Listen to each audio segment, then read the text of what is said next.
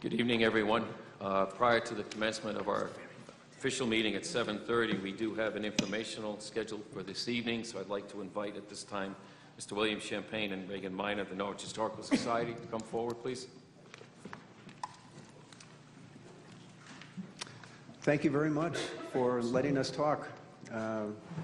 We believe the history and heritage in Norwich is incredible, and we thought it would be a good idea to talk before the council and the public a couple of times a year. And so we're going to try to get it started tonight. I'm Bill Champagne, president of the Norwich Historical Society, and Regan Miner is the consultant to the Historical Society. You've heard her before. Very briefly, the Historical Society and Norwich is really fortunate to have Regan. With her doing all her good work, we've gotten an awful lot of good things done in the last 4 years. So I want to go over some things very quickly, and then she's got some things to say as well. I mentioned that Norwich has fantastic heritage. We happen to believe it's a heritage destination. It may not feel like it right now because the stories are not packaged well enough, and that's what we're trying to work on.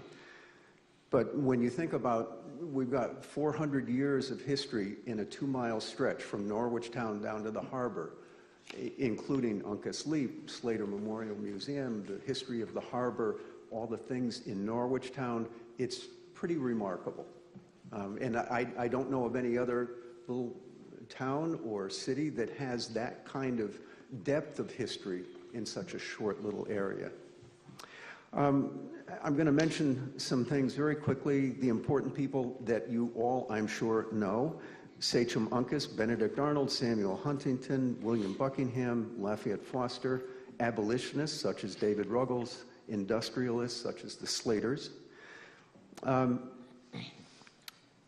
In the past, I think it's 5 years now, Norwich Historical Society has been the lead organization with a number of heritage groups. It's about 15 groups that are working on Norwich's heritage, all the way from the Mohegan tribe up to Otis Library. And we meet not regularly, but what we're trying to do is promote heritage tourism in Norwich and build awareness of the rich cultural landmarks in Norwich.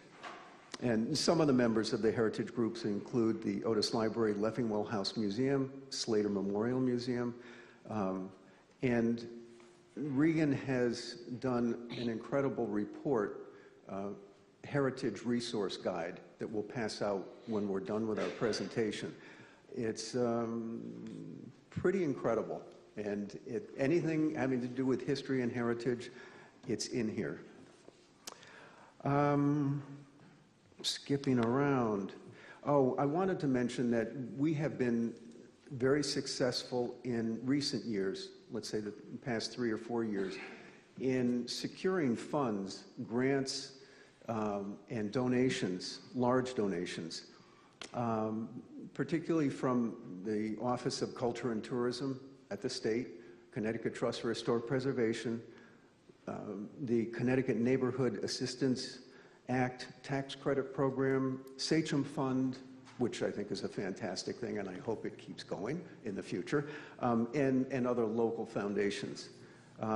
And those funds have enabled us to create the professional Discover Norwich display in the Visitor Center, and do some restoration work on some significant historic buildings.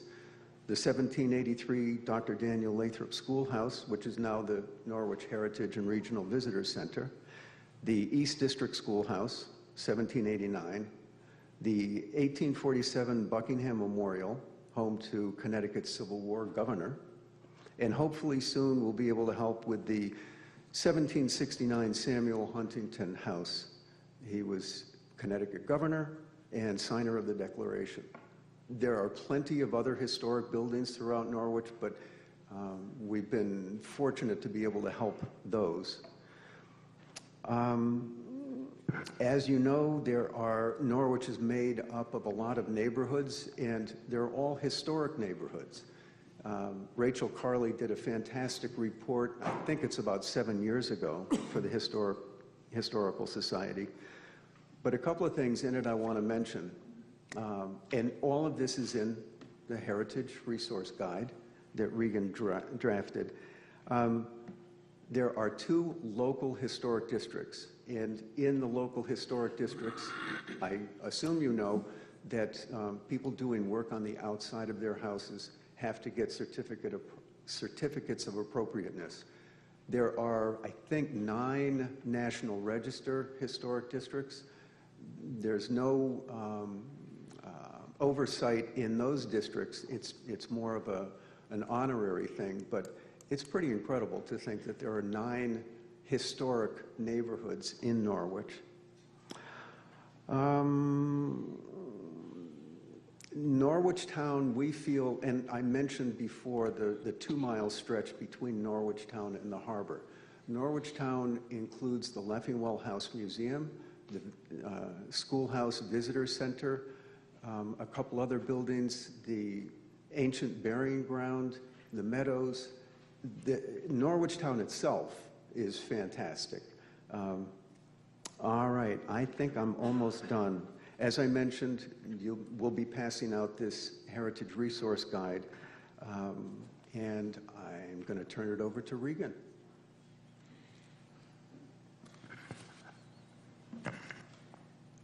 Thank you all for letting us speak before you tonight.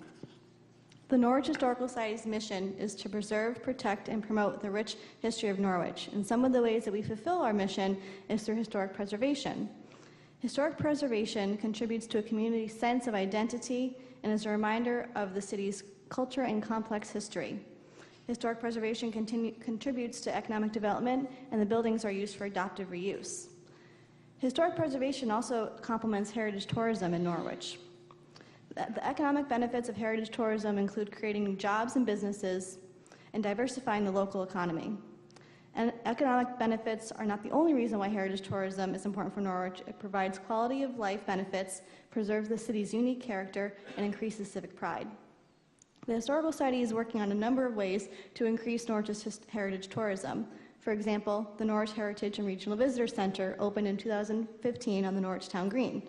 Its mission is to inform residents and visitors about places of interest across the region and about Norwich's historic resources. Walk Norwich is another program that we recently accomplished in 2016. Walk Norwich is a series of self-guided historical walking trails throughout Norwich. The objectives of the walking trails are to provide people with an interactive trail complete with markers, plaques, and a self-guided trail brochure, in addition to an audio component on walknorwich.org. Phase 1 included the Uncas Leap Trail, which features Norwich's rich Native American history, in addition to the Benedict Arnold Trail, which features Norwich's infamous native son and discusses other important colonial and revolutionary figures from Norwich. The Historical Society is currently working on Phase 2 of Walk Norwich, the Norwich Freedom Trail, which emphasizes Norwich's rich African American history, and the Norwich Millionaires Triangle, which will discover Norwich's industrial era and the Gilded Age. In addition, Norwich has participated in Walktober, which is a month-long series of walking tours sponsored by the Lost Green Valley in October. The Historical Society has taken a lead role in organizing and coordinating all of Norwich's Walktober walks. Walktober is the time of year Norwich truly shines. Walktober not only educates visitors about our rich history and our community, but encourages local residents to get out and explore the history that is in their own backyard. Walktober is filled with diverse offerings, spanning from the Mohegan tribe up until the present day. In addition, the Norwich Historical Society works with a number of heritage partners, as Bill mentioned earlier. We work closely with the Slater Memorial Museum. Slater hosts numerous events and exhibits throughout the year, and their most recent exhibition, Bela Lyon Pratt, Sculptor of Monument, is the first of its kind seen in 100 years since its first show in 1918.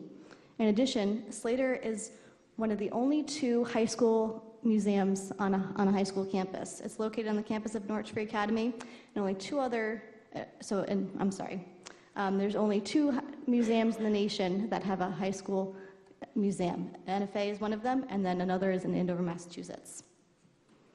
We also work closely with the Leffingwell House Museum. It interprets Norwich's history from pre-contact to the Civil War. And they collaborated this past year with other regional historic house museums to create a historic house museum brochure, which is a great way to connect all of our regional assets. They also do a tremendous job of preserving their artifacts and maintaining the integrity of their historic structure. Lastly, the Norwich Historical Society works very closely with Otis Library. They enhance our community's personal, educational, and professional needs. They also have a local history and genealogy room available for research purposes, and they host over 400 events throughout the year. This past year, the Smithsonian Traveling Exhibit, Exploring Human Origins, What Does It Mean to Be Human?, attracted over 10,000 people to Otis Library from across New England. As a result from all this activity, the 2017 total heritage tourism economic impact in Norwich is roughly $900,000 to roughly $2.5 million alone. The Norwich Historical Society is seen as a visible cultural leader whose efforts to celebrate local history brings people together and organizations together. Our ultimate goal, as Bill mentioned, is for Norwich citizens and leaders to view this city as a premier historic destination. I like to end on saying that we don't need to imitate other communities such as Mystic, who are known for tourist attractions. We have the potential as Norwich citizens to stand on our own and be a tourist destination because we are historic Norwich. So thank you. Any Thank you. questions? Any members of council direct any questions? Yes. Alderman Filbert. I'd like to, first of all, thank you and Regan for all that you have done. But I'm curious, the Samuel Huntington House, can you clarify which That's the UCFS headquarters, 34 East Town That's Street. what I thought. So please don't take this the wrong way. Why isn't UCFS, why is your organization contributing? Don't they have enough money of their own? Okay, we are not contributing. We're helping them find funds. Okay. And they asked us originally, they said that they wanted to replace the window sash, which are relatively recent, like 15 years old, and they're not working well. And that evolved into, well, why don't you look at the whole HVAC in the whole building? So we helped them get a historic architect who has completed their project, and now we're going to try to help them find some money for energy work through the Connecticut Neighborhood Assistance Act. So yes, we are not coming up with money for Okay, them. thank No. you. Alderman DeLucia.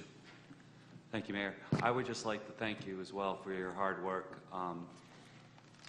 I am deeply embedded in the historical assets that we have. I grew up in the neighborhood halfway between NFA and the Bacchus Hospital.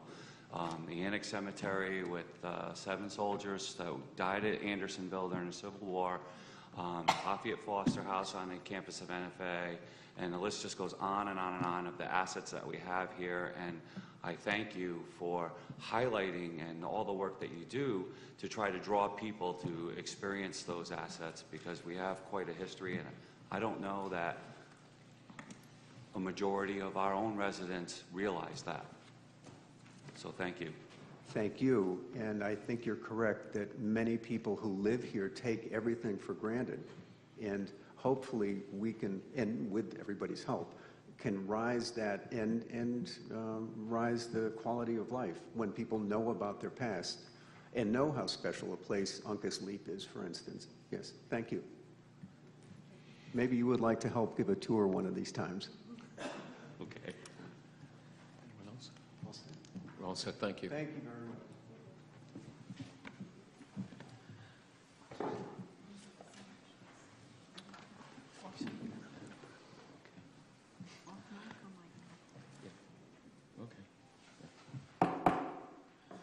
We'll begin our meeting. We'll start with the prayer.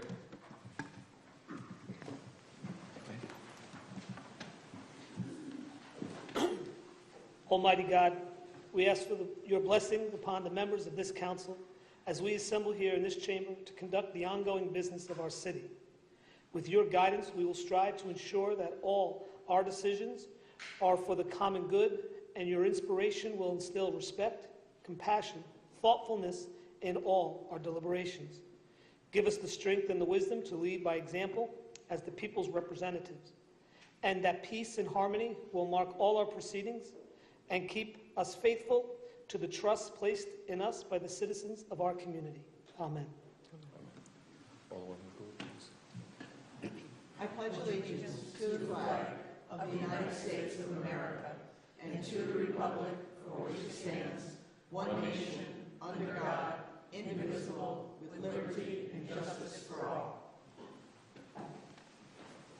Mayor, could I ask that we remain standing for a moment of silence for the victims of the school shooting that occurred in Florida the other day?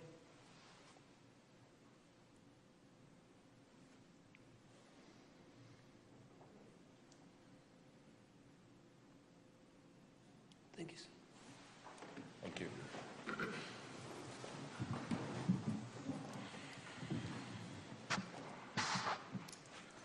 So we'll begin this evening with the citizen comment general.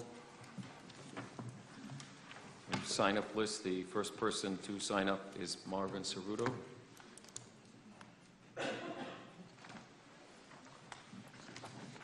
Good evening. Marvin Cerruto, 100 Star Street, Norwich, Connecticut, United States of America, hometown of President Sam Huntington. I just wanted to continue to encourage people to support the Norwich Historical Society. Those of you who know me, I usually come in here, I have a few props. This is my membership. It's going in tonight. I'm very proud of that because as a little boy, I used to run around the cemeteries here in Norwich, and especially over in Norwich Town while Mom and Dad were in First National. And it's very pleasing to see this come to fruition because we do have a lot here. It's quite a gem.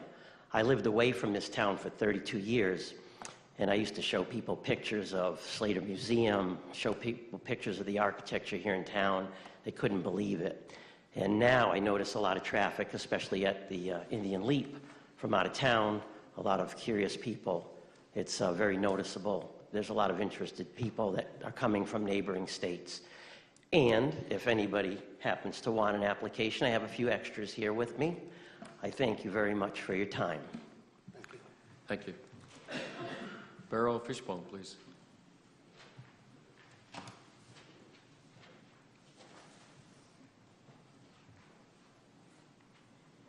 Beryl Fishbone, 19 Bliss Place. I'm also chairman of the Mohegan Park Improvement and Development Advisory Committee. The City of Norwich, Connecticut Mohegan Park Improvement and Development Advisory Committee is proud to join the Norwich City Council Promotion Initiative with the following save the dates, as weather and availability may cause some changes. Mohegan Park was included as a premier bird watching location during the Great Backyard Bird Count that just ended yesterday, February 16th to the 19th, 2018. On Sunday, Earth Day, April 22nd, 2018, a cleanup and refreshing of the trails of the park will be held between noon and 4 p.m. Everyone is invited to join us, and groups or families are welcome to choose the areas they would like to be responsible for. Friday, April 27th, 2018 is Arbor Day, and we're hoping to be working with the Norwich Tree Wardens, there are 2, and the Norwich Public Schools for an inspection of some of our trees and the planting where there is the opportunity. We're inviting everyone to visit the Memorial Rose Garden on Connecticut Public Garden Day, Friday, May 11th, 2018. It'll be a little early in the season to see the roses in bloom, but the garden is sure to have a few early bloomers, and it still makes a lovely lunchtime stroll. Here in Norwich, National Trails Day in June has been expanded to a full week, from June 2nd through the 10th, so there's plenty of opportunity to explore our multiple maintained and unmaintained trails throughout the 400 acres of Mohegan Park. Once again, we are hoping to adjust Wednesday, June 6th, 2018, National Gardening Exercise Day to an early morning and evening exercise program in Park Center. And lastly, we are inviting everyone to see the changes at the Memorial Rose Garden on Sunday, June 24th, when there will be more of the roses in bloom. Whenever available, we have placed our activities on the national calendars to reach the broadest possible audiences, which will increase interest and traffic to our area and hopefully dollars to our local businesses. We hope that our mayor and some of the members of the council and those here and at home will join us in our promotion of this treasure of Norwich. The 400-acre Mohegan Park is open to the public with no entry or parking fees every day of the year from dawn to dusk. Picnic areas are available, and we ask only that you leave the park as clean or cleaner than you found it. Our birds and other wildlife appreciate it. Thank you. And if you have any questions. Thank you very much. Colleen Frey.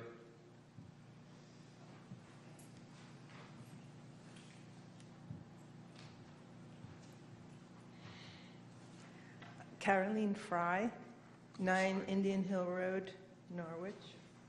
I want to thank Beryl for reminding us what a great important asset Mohegan Park is. I don't think it was really mentioned in the State of the City address very much. Anyway, I recently read that at the last regular meeting of the Mohegan Park Improvement and Development Advisory Committee, most of the members voted not to exclude Chelsea Gardens from promotions, events, and future plans of Mohegan Park. I really applaud this decision because the approximately 6 cleared acres of Mohegan Park's Chelsea Gardens are now a poster child for invasive species. And having cleared that land without sufficient reason, Chelsea Gardens is an example of uninformed, irresponsible stewardship of a vital asset. I hope that the City Council's support of Chelsea Gardens has ended. But has it? Is the town planning to install improvements, such as water mains or utilities, on the Chelsea Gardens property?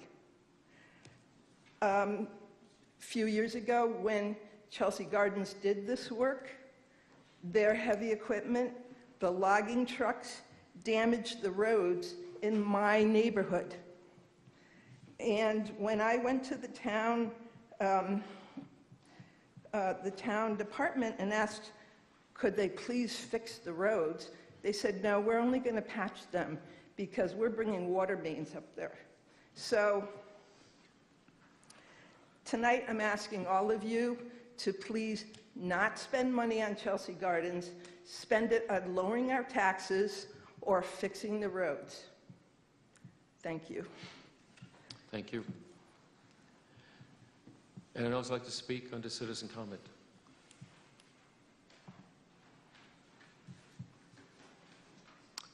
Anyone else like to join us under citizen comment?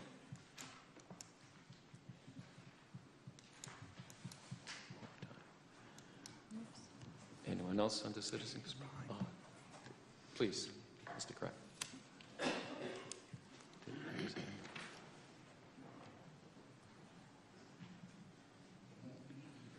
think he was behind the podium.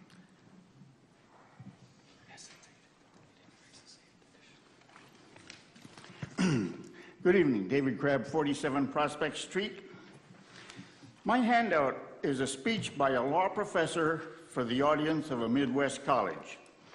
She addresses those colleges that make nightly news when riot police are called out, typically conservative speakers with the rest of the story in their message.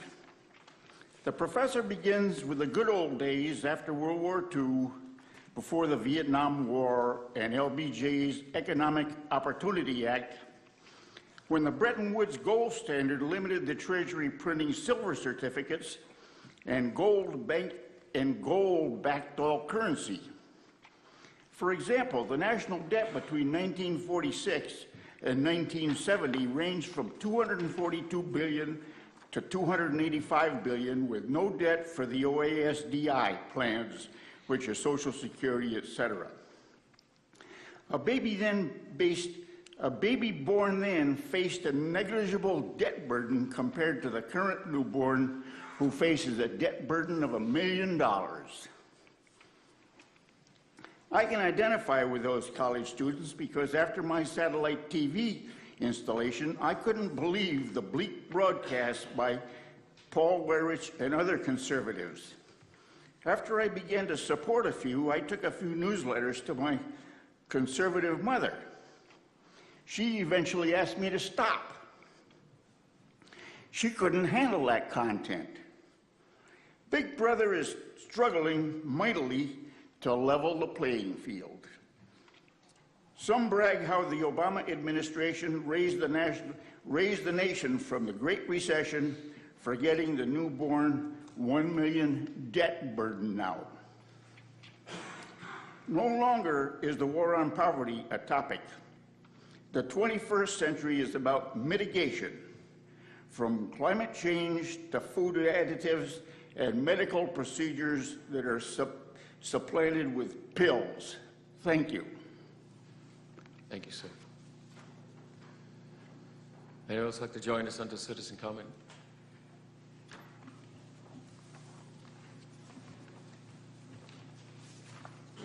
Anyone else under citizen comment?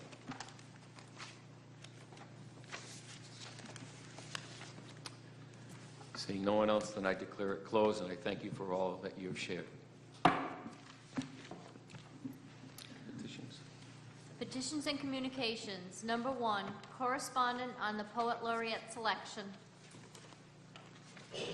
Entertain a motion to receive. Alderwoman Stacey Gould, second. Alderman Browning. Is there discussion? Seeing none, all those in favor? Unanimous. 7-0.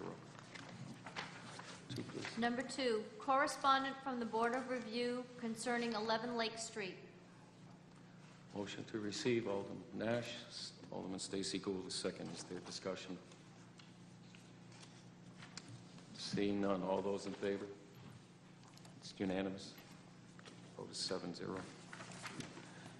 City Manager's report. Thank you, Mayor.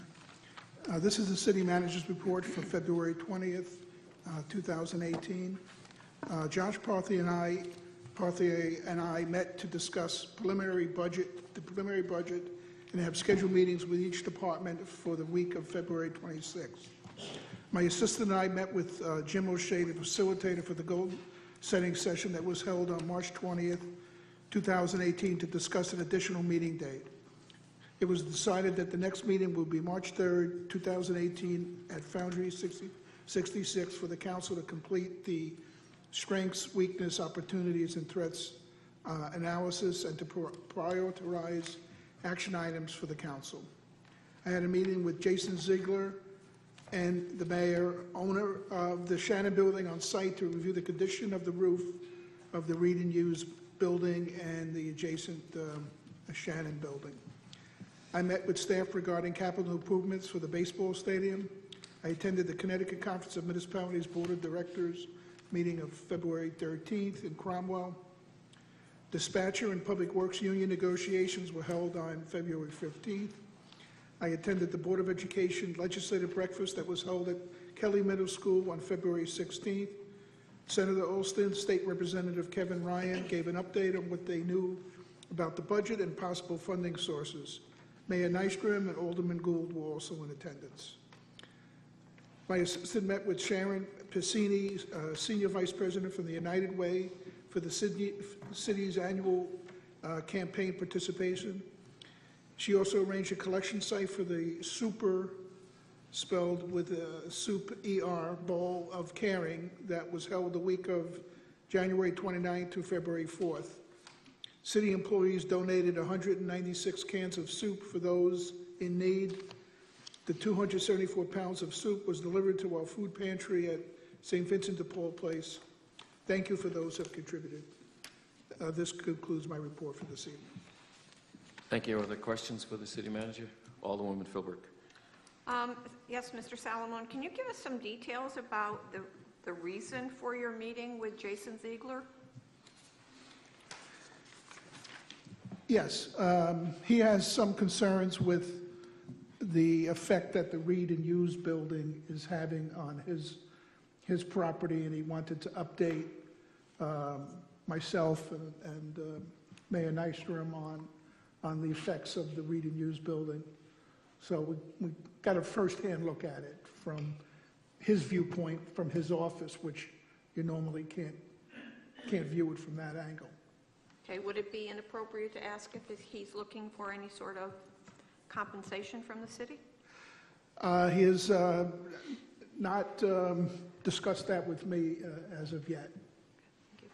Nor I. Yes, President Pro Tem Nash. Mr. Sullivan, I asked last council meeting regarding the Ethics Commission. Can you give us an update on the numbers of those individuals still outstanding? Yes.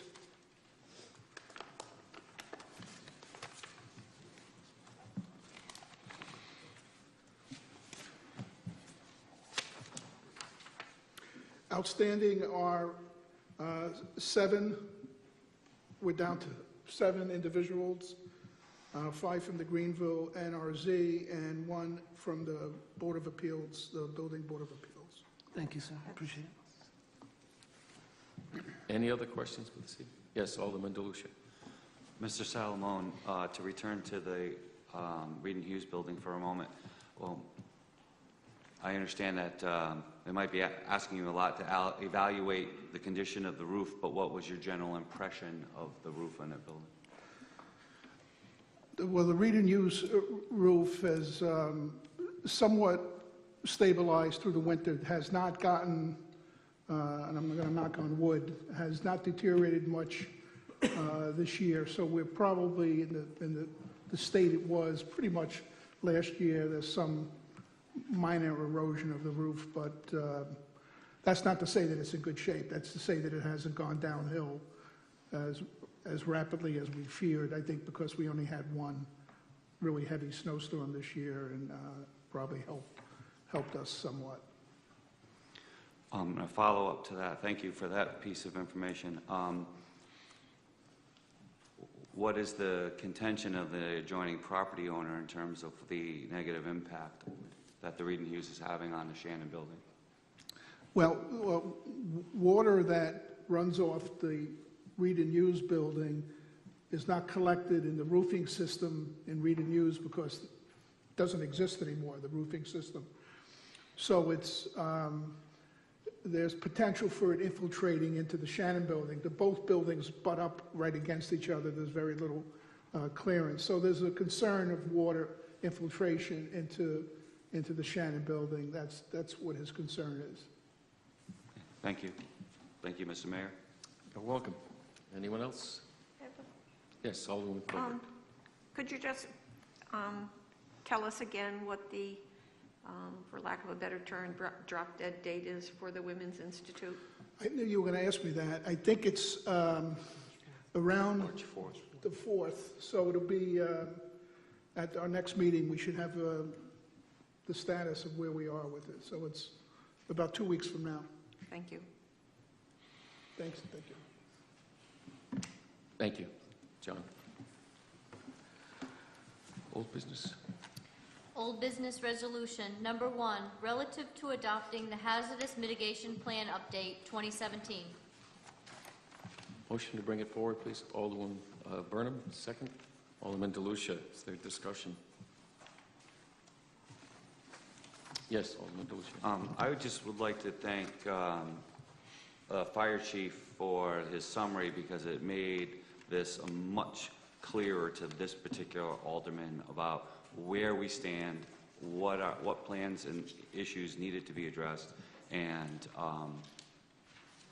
for lack of a better way to say it, the condition of our emergency disasters preparedness, for lack, I can't think of a better way to say it. So I just wanted to thank him because his work was extremely valuable to me. Thanks. Thank you. Other comment? Alderwoman Stacy Gould.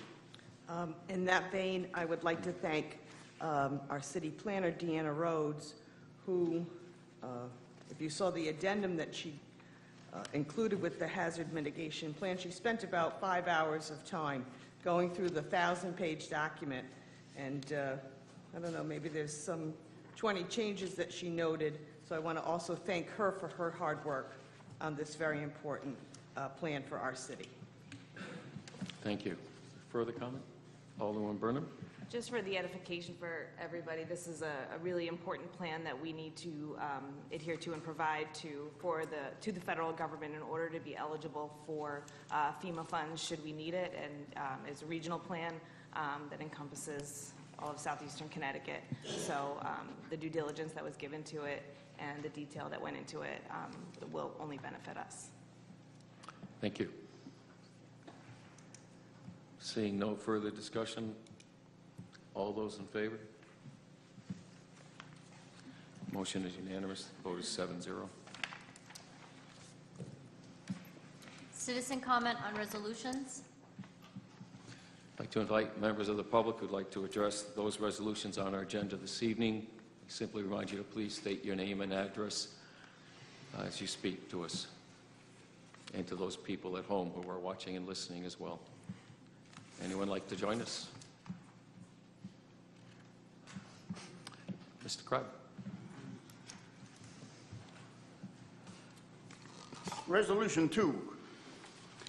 I would reference the memo from the city planner, second page, bullet number 2, about the Reed and Hughes. How many properties does the city currently own, and why would we be adding even more to the inventory? I think there's another resolution on here about a building that had to be demolished because of its condition. So shouldn't the public know the condition of the buildings that the city, residential buildings that the city currently possesses before it takes on any more of a debt burden? Look at the Reed and Hughes. For an example, I'll talk to the house next to me that was empty for several years, and a developer, or maybe it was the owner of the mortgage, took on the business of correcting all of the stuff that the previous tenants had let go. Now, in addition to what the tenants had let go, that building, I knew the owners. It took advantage of all the freebie plumbing, ventilation, electrical. You could imagine it was taken on by the taxpayers, national taxpayers, where that money originates, to upgrade that building. And when he finally called in an electrician, I asked him, I said, what's going on here? I says, this building was owned by an electrician when I came here, who showed me his proud upgrades that he had already done. And on top of it, the last owner had called in the city to have their electrician upgrade this. And now you've got an electrician in here doing it all over again. He said, oh, he didn't do it right. So the inventory of the residential properties that the city owns should be of some concern based on what I'm telling you about the building that was next to me, and why are we taking possession of even more without knowledge of the condition of what exists? Take that bullet, for example again, bullet number 2, and the concern about the next door neighbor of the Reed and Hughes, who is concerned about damage to his property. Thank you. Thank you, sir. I'd also like to speak under citizen comment.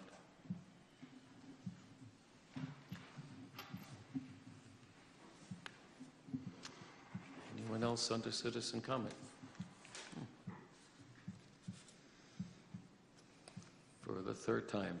Anyone else under citizen comment? Seeing none, I declare it closed. Thank you. New business, Resolution 1, relative to John Solomon, City Manager, being authorized and directed to apply for the designation of Preserve America Community for the City of Norwich. Motion to bring it forward, please. Alderman Browning, is there a second? President Pro Tem Nash, is there discussion? Alderwoman Burnham? This is applying, in essence, to be designated a Preserve America community, and this is not for direct funding, but for the opportunity for future funding, perhaps? John? I'm going to defer to Reagan on this. It's she's shepherding it through. Thank you.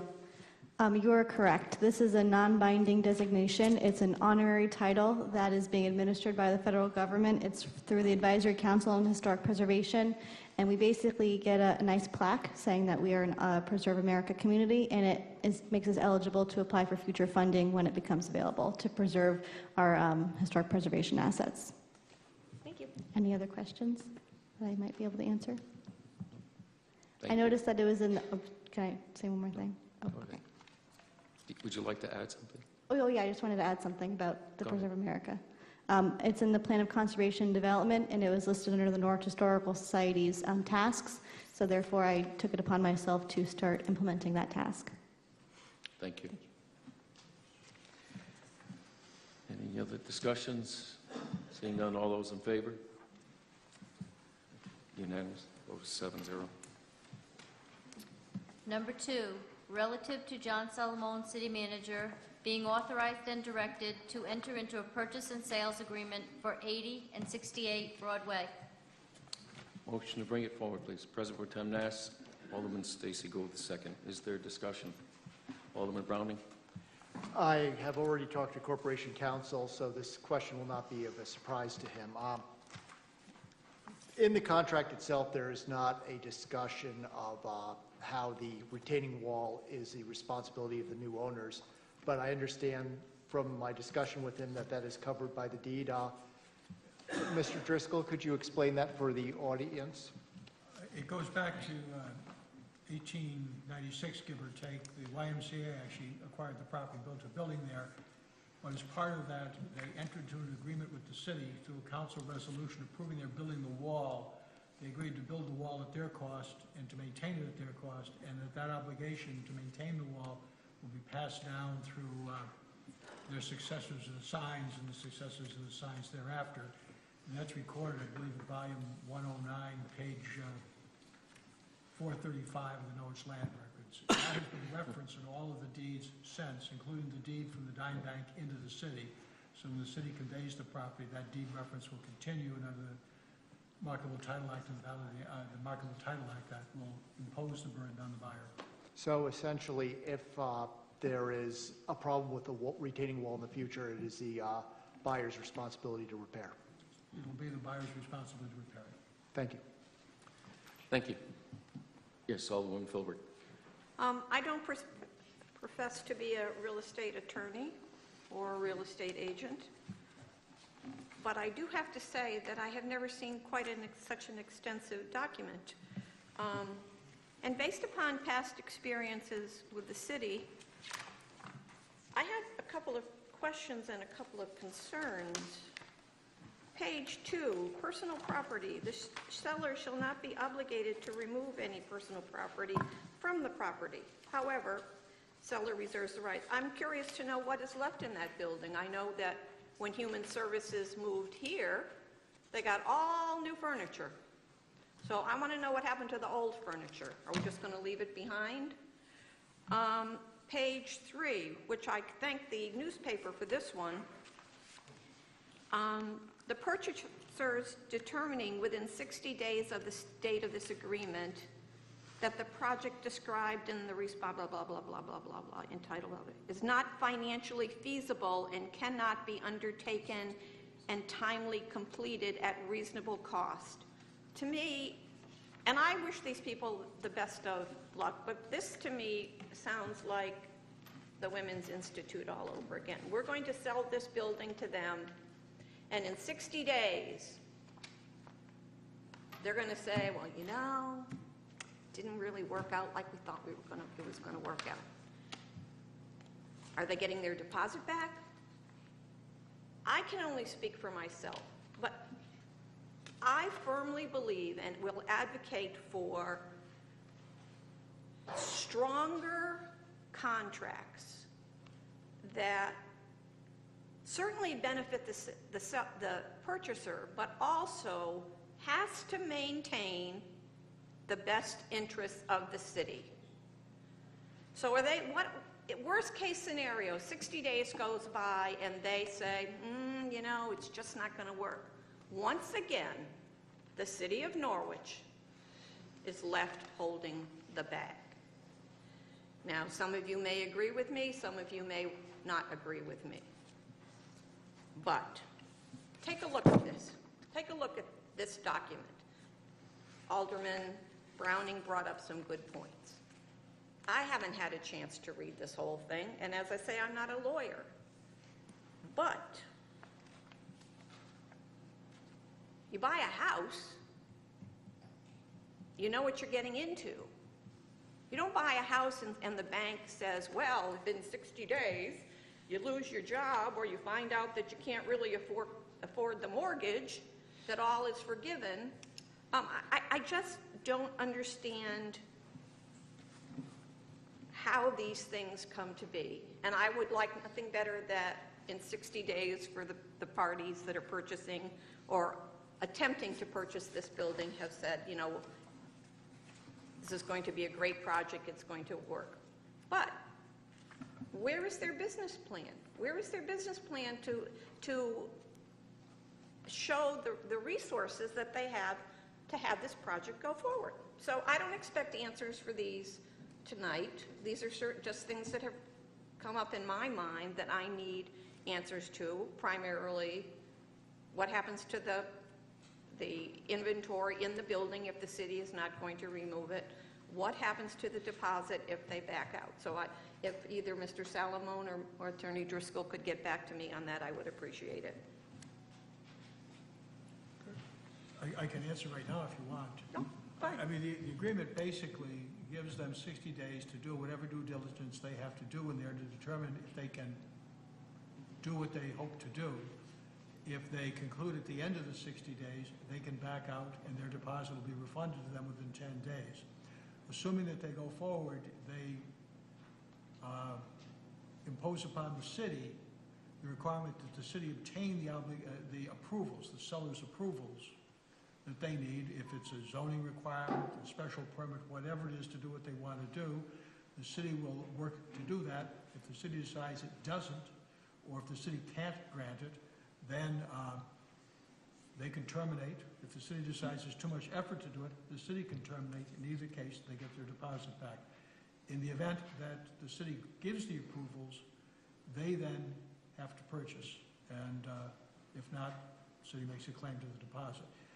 If this deal falls apart, the city can either seek new individuals to buy it or, frankly, auction the building off, in which case the high bidder gets it as is, where it is.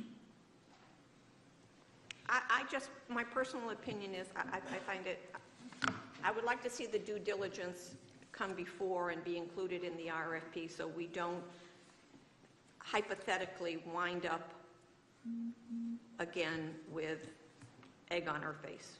So as I said, I understand these people are extremely reliable, they're wonderful business people, and I wish them all the luck in the world, but I don't want to see the city once again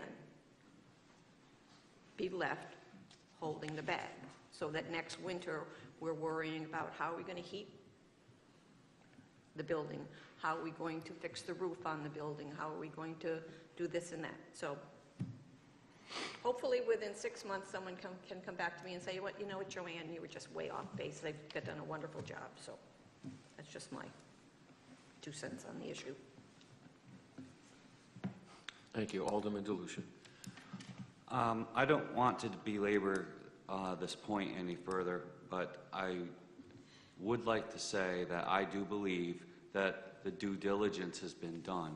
This is a pretty much boilerplate purchase and sale agreement, as I understand it, with some special conditions, certainly because of the nature of the property. But to say on the floor of the council that due diligence is absent or reduced in some way, I think is unfair to Corporation Counsel and staff. And I'd like that to be on the record. Thank you. Thank you, sir. President Pro Tem Nash. I feel like a big goon now coming up here and talking next, but I'm excited that we finally got this building back on the tax rolls. This was one of my pet peeves when I first got elected, and I was begging and pleading for this building to be taken back from the city and sold back to the public to get it back on the tax rolls. It's an awesome building. If I had money myself, I would have purchased it and built a restaurant in there myself. Unfortunately, I don't have that ability, but I'm confident that the organization that wants to put the bistro, for a better word, in there, and I think it will accent the city of Norwich. I think it'll be a pleasure to the people from DCF and other employees in the downtown area, someplace nice to go and pick up a meal. I'm kind of excited and look forward to it. And, you know, I know sometimes, you know, you sit here and say hope in one hand and whatever in the other, and you see which one fills faster. But I'm really confident that these people have done it. They're business people. They wouldn't have stuck their neck out here if they didn't think they could make this happen. You don't do that in business. You don't stay in business long if you do it that way. So I'm pretty confident and I'm excited. And though I understand the concerns of my colleague regarding some of the stuff we've been stuck with in the past, I get it. But we can't hold, it's like holding someone responsible now that someone did something to you in the past. You can't keep doing that, otherwise you never move forward. So good luck. I'll be here. I hope I can help, and I look forward to eating over there in the next couple of years. Thank you. Thank you. Is there further comment? Alderwoman Stacey Gould. Well, the LeWitt Group, if you look them up, has an excellent track record of developing properties, maintaining their properties, and being successful. Go to Cheshire and see what they've done there. And I have no reason to believe that they won't be able to complete this project, but if ultimately, a year from now, they fail, it's because we failed them. We have failed to go to their restaurant, to their food court and eat. We've failed to encourage others to go there and eat. So it would be on us. I think if there's going to be a failure, it's going to be on the part of the people who live in Norwich who don't go and support these people who have come here, going to put a lot of money into this building to make it something really beautiful and very nice, and we'll have let them down. So I hope that doesn't happen. Thank you. Any further comment? I'll join in. I look at this as another opportunity for growth in business. When you look at the success of Foundry 66 and what it represents to new small business interests, this facility will serve a similar purpose, but for those who are involved in culinary opportunities, and it may in fact result in other restaurants being born out of that. And I look forward to it greatly. Thank you. No other comments? All those in favor of the resolution? Unanimous. 7-0 is the vote. Number 3, relative to placing certain real estate taxes in a suspense account book. Motion to bring it forward, please. Alderman Burnham, second. Alderman DeLucia. Is there comment or discussion or questions? Yes, Alderman Burnham. Not being an accountant, like Joanne's not a lawyer, I just want to thank Josh Pothier for sending the explanation of what this is for our benefit. And now I know what this is and what we're looking at, so thank you. Thank you. Any further comment? Seeing none, all those in favor? It's unanimous. Vote is 7-0. Number 4, relative to the tax collector of the City of Norwich being authorized and directed to sell the property at 130 Prospect Street. It's a motion by President Pro Tem Nash. Is there a second? Alderman DeLucia. Is there discussion? Alderman DeLucia. I would just like to say this is an example of how the city, through its processes and through the law, obtains a property and then returns it to the community, to a private ownership, gets it back on the tax rolls. Thank you. Thank you, sir. Is there further discussion? Seeing none, all those in favor? Unanimous. Vote is 7-0. Number 5, relative to an appointment of a regular member to the Senior Affairs Commission. Motion to bring it forward, please. Alderwoman Philbrick, second by Alderman Stacey Gould. Is there discussion?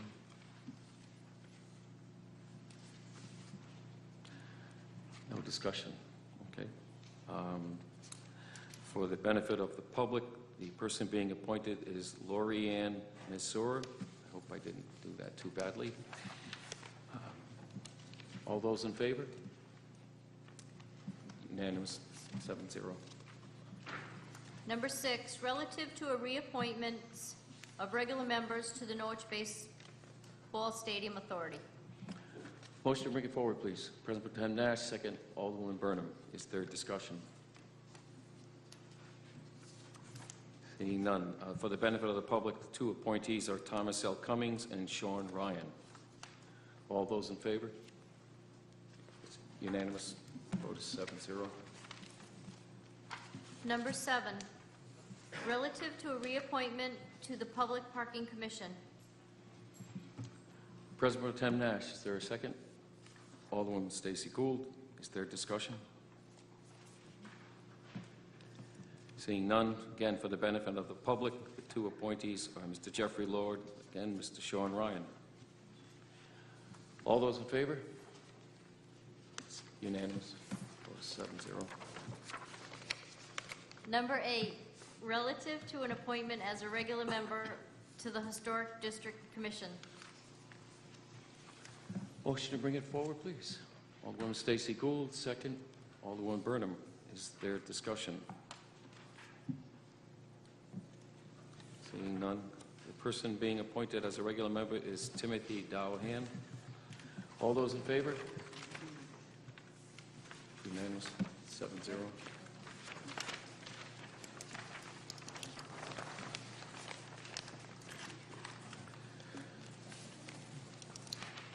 New business ordinance.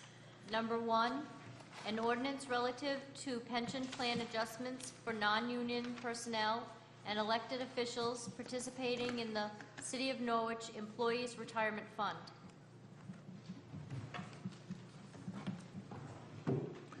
Entertain a motion. Alderman President Pro Tem Nash, second Alderwoman Stacey Gould. Scheduling a public hearing, which would be March 5th. Again, everyone, March 5th would be the date of the public hearing. All those in favor? Unanimous. Yes. Please, Sam. Motion to go into executive session. I hereby move pursuant to Connecticut General Statute Sections 1-200, parentheses 6, close parentheses, and 1-200, parentheses 9, close parentheses, that the members of the Norwich City Council go into executive session for the purpose of discussing strategy with respect to pending litigation. City Manager John Salamone, Comptroller Josh Pothier, Director of Planning Deanna Rhodes, Director of Public Works Ryan Thompson, Corporation Counsel Michael Driscoll, and Robert Mills of the Norwich Community Development Corporation shall be asked to participate during all or portions of this executive session at the request of City Council. Next paragraph. I hereby move pursuant to Connecticut General Statute Sections 1-206 and 1-209 that the members of the Norwich City Council continue in executive session for the purpose of discussing strategy with respect to pending litigation, for the purposes of discussing the acquisition or disposition of real estate or interest in real estate when publicly regarding the proposed acquisition or disposition would cause a likelihood of increased price to acquire or diminished price to dispose of the property, to review feasibility options or reports made for the City of Norwich regarding such property, and to review information given to the city in confidence not required to be disclosed by law. City Manager John Salamone, Comptroller Josh Pothier, and Corporation Counsel Michael E. Driscoll shall be asked to participate during all or portions of this executive session at the request of City Council.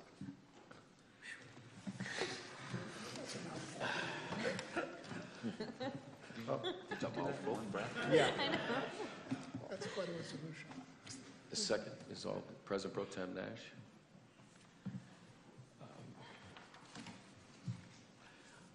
All those in favor? Move to executive session.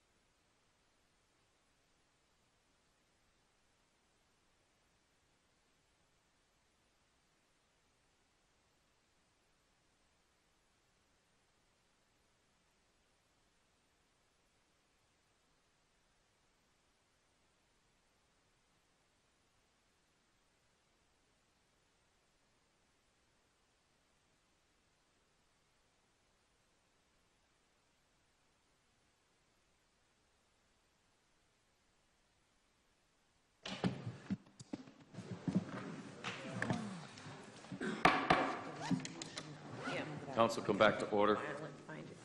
Records show that no votes were taken, and so forth. With leave of the members of council, I'd like to ask for a couple moments of your time.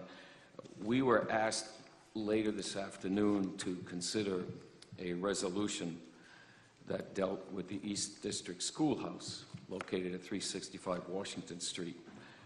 And while we didn't take action on that during the meeting up until this moment, the purpose of this resolution is to allow for the Norwich Historical Society to apply for some source of private funding. And the reason I'm bringing it up at this time, 9:30 in the evening, is because there's a March 1st deadline for their application should they pursue that funding. So instead of asking for a motion to adjourn, I'm going to ask for a motion of suspension of our rules to allow for the introduction of a resolution relative to entering into an agreement with the Norwich Historical Society Incorporated. And I'll leave it at that at this moment. So moved. Second, Alderman President Pro Tem Nash, DeLucia. This is a motion for a suspension of our rules. All those in favor? Unanimous. Thank you. I now enter into ask for a motion to allow for the introduction what will now be Resolution 9, titled Relative to Enter an Agreement with the Norwich Historical Society Incorporated. Also so moved. Alderman DeLucia, second by President Pro Tem Nash. And with leave of the chamber, I would ask Bill Champagne to come up to the dais to give greater detail. Sure. With the late hour, I will be very brief and then ask questions, please. So Regan and I secured money to do necessary work on the building, and that was through the Connecticut Neighborhood Assistance Act. And NPU was gracious enough to give us almost $39,000. And work is being done as we speak. The roof is getting very old and full of moss, and it's not leaking at this point, but there is a foundation called the 1772 Foundation, which deals in bricks and mortar things for historic buildings. And that's operated through the Connecticut Trust for Historic Preservation. And the deadline for applying for that is March 1st. And we have been told that we should have some sort of agreement from the property owner that we can do that work. And so if the council wants to vote on this agreement tonight, we would send in the application before March 1st. And it's a $15,000 grant. And if you don't feel comfortable with it, then we would wait until next year. And it's curious about the ownership of the building and the property. And so this agreement would basically be saying, and Attorney Driscoll can say more about this if you want to hear more about it, but basically whatever interest, ownership interest the city has, the council would allow us to do work on the building.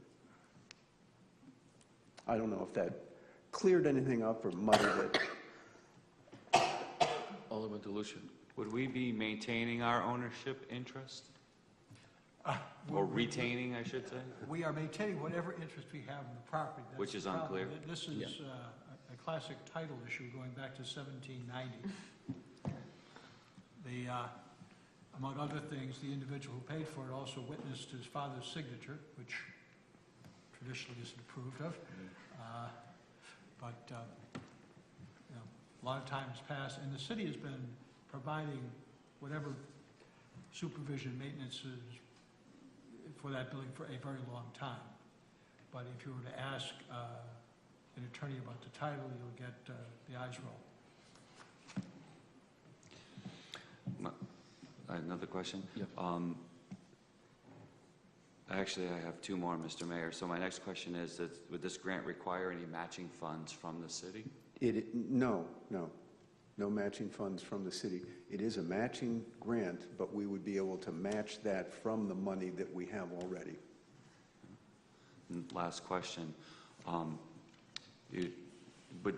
The Historical Society would not be relieved of the responsibility, I guess, is the word, to interact with the building department?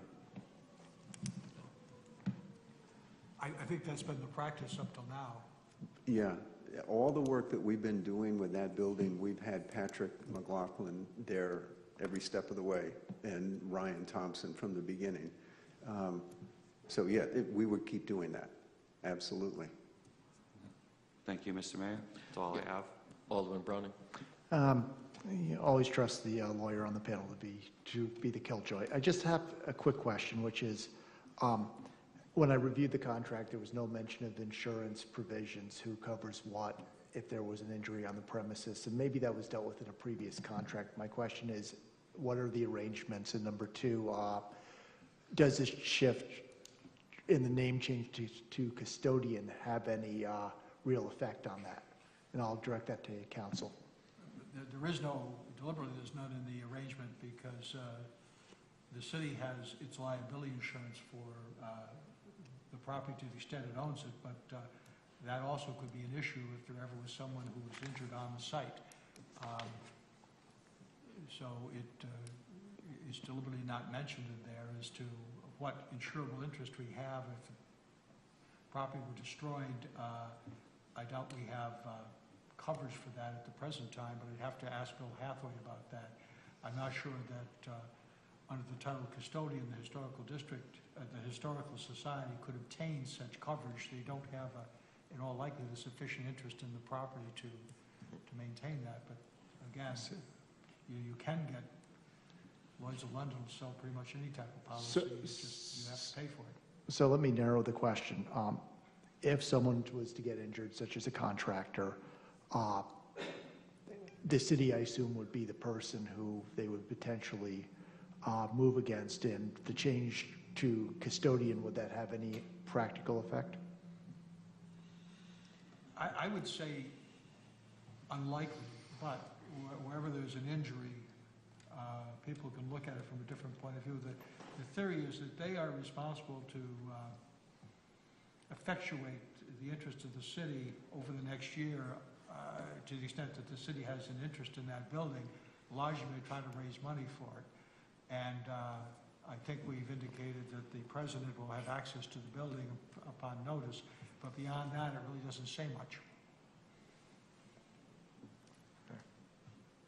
You all set? Okay. Alderman Stacey Gould.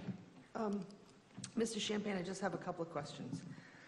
You got, according to this resolution number 9, you got $38,951 from NPU.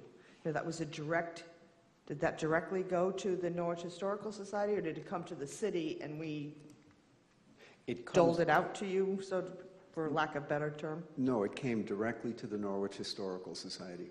And with the Neighborhood Assistance Act, a nonprofit can get a donation like that, or a municipality can get the donation. And in our applications, all of the applications we've done with this Community Investment Act, Neighborhood Assistance Act, we've always had the money coming to us.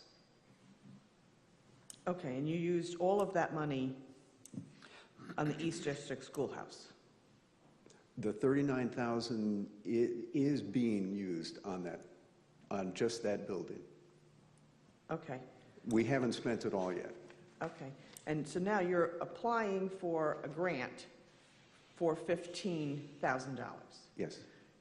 Tonight, under petitions and communications, we got from the Norwich Heritage and Regional Visitor Center, we got a notice that's dated December 12th that you were looking from the city $5,000. That's on top of the $15,000 grant? I'm a little confused as to... The $5,000 that we have requested is specifically for the Norwich Heritage and Regional Visitor Center, the Lathrop Schoolhouse on the green, for running that, to keep that building open. And that's totally separate. Okay, so that's totally separate. I'm sorry, I thought that those were... No, two historic schoolhouses right in the same historic district. Okay. Yeah. So the $15,000 grant, would that be coming to the city? And then we would be...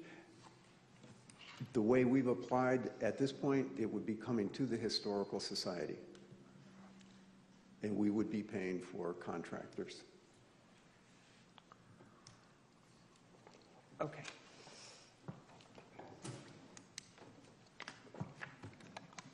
Alderman Filbert. So I'm confused. I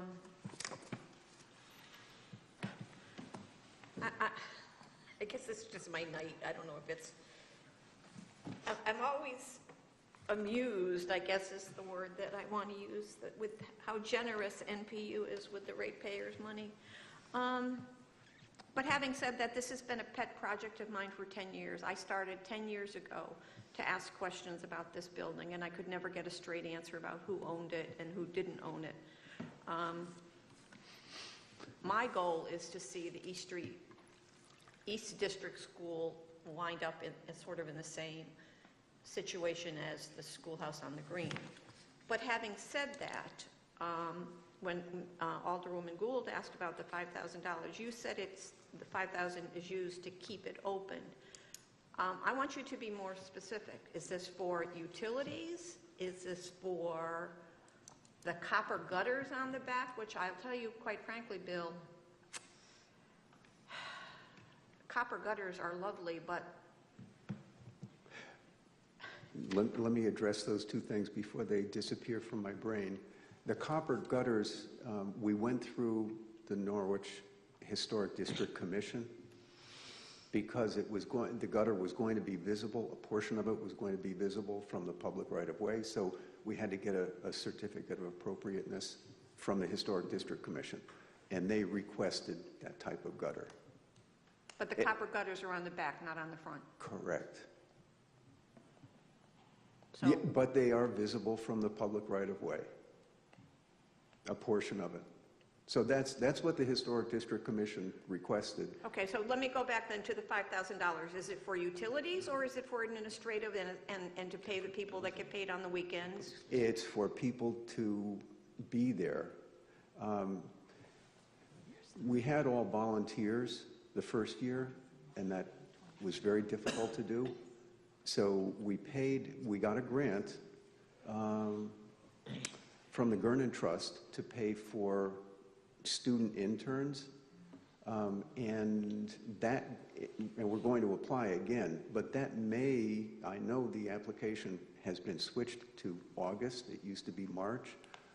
So the season's virtually over at that point. So yes, this is for people, paying for people. Thank you. Yep. Any other questions?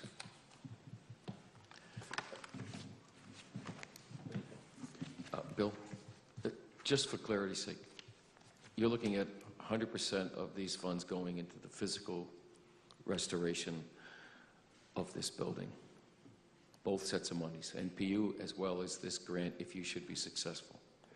That's the other thing I wanted to mention.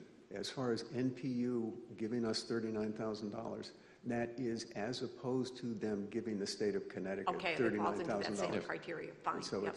Thank for you. them, it's a wash. For Yep. us, it's good for a historic Yep. building. The way we have been handling these grants is some amount goes towards administering, applying for the grant, doing the physical work, meeting with the contractors, et cetera, and making sure the work is done correctly. So some of that $39,000 is for admin. And the $15,000, we haven't even gotten that far. Haven't thought about that. Could you define that sum amount for admin a little better, please? Sure. we're thinking somewhere around 10%, maybe 15%. And I know for the East District Schoolhouse, I've got a new name for it. It's the smallest building with the most problems. It was locked up for, I don't know, 5 decades, and the moisture just rotted it out. So it's got a lot of issues, and we're going to be there tomorrow morning at 11 o'clock if anybody wants to join us. It's been a lot of trips there, meeting contractors and consultants.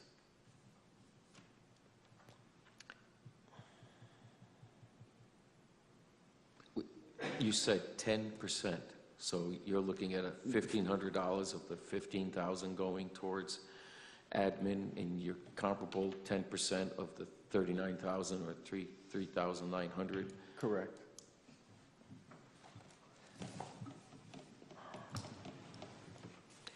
It's just a concern I have, but when dollars are so short in supply and these structures are so historically important and significant, it seems to me that the best use of the funds is into the facility itself and not in administration. And I worry about that greatly. You and I have had discussions about another building in this city about this same subject. Correct. And those discussions will continue. Correct. But, yeah. From our point of view, Regan, and thank God she's not here so she doesn't have to blush, she has done so much for the Historical Society, making things happen. We are paying her. And the Neighborhood Assistance Act, $39,000 is, I think it's a win-win in a number of respects. First of all, we've got money to do work on a building that needs work. Secondly, we've got some money to pay our fantastic consultant. And if she hadn't applied for that stuff, the money would not be coming in. And if the city can apply for these monies, but the city hasn't. And the other thing I wanted to say during my presentation is the state does have little pots of money for various things. There is money for historic preservation. There is money for planning grants having to do with heritage stuff. And this Neighborhood Assistance Act is remarkable. Cities all across the state are taking advantage of it. It was a $5 million cap statewide, and last year they upped it to $10 million. And you think, no, the state doesn't have any money. Well, the state is giving out $10 million worth of tax credits for things like this, which I think is fantastic. Thank you. Any other questions? Okay, thank you. Thank you.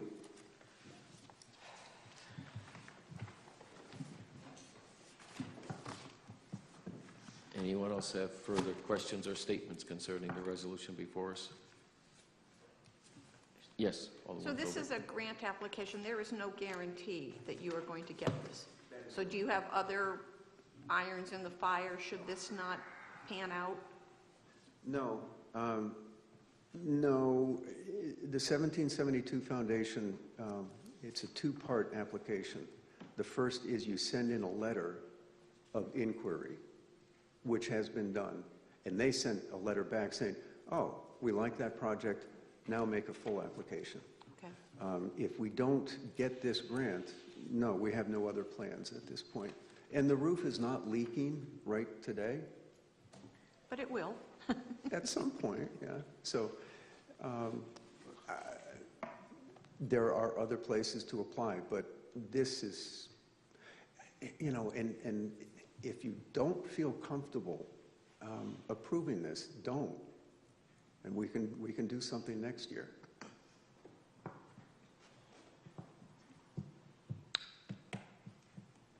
All set? All set, thank you. Thank you. Hold on. Alderman DeLucia.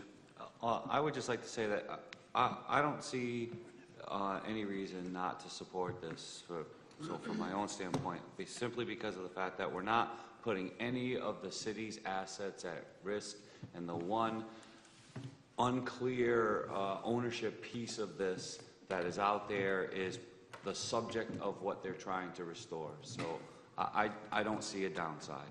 Thank you. Thank you. Any further comments or discussions? Okay, call for the vote. All those in favor? It's unanimous. Vote is 7-0. Thank you very much for putting it on the agenda. Thank you. You're welcome. Motion to adjourn? Oh. Okay. He's ready. Go ahead. You ready now? Yeah. Yes, I am, thank you. Motion to adjourn. Second. All those in favor? Aye. Adjourn. Stacy and then Ash.